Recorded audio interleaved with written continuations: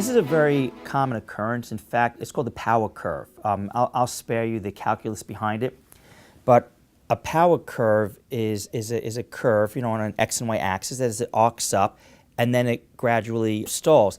That's also called the Red Queen hypothesis. In Alice in Wonderland, the queen said, and I'm paraphrasing, but I run, and I merely stay in place. So that's the power curve where you eventually level off.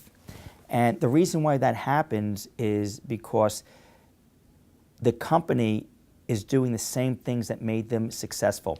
There was one country that I was living in, and I did not want to move to another posting because I didn't want anything to change anymore. I said, you know what? I'm tired. I want to stay in this country. I'm tired of all this constant change. Well, what happened was, over a very short period of time, the people that I've come to know and love, they wound up moving. So even though I said, you know what, I'm not going to move out of this country because I don't want any more change, it changed anyway.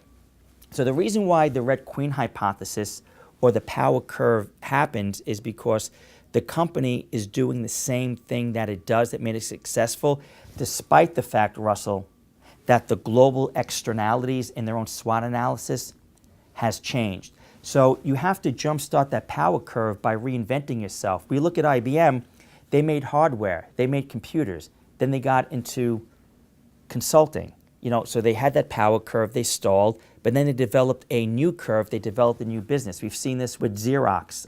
So we see this constantly because what becomes a product differentiator over time, if you look at the product life cycle, becomes a commodity. It becomes commoditized.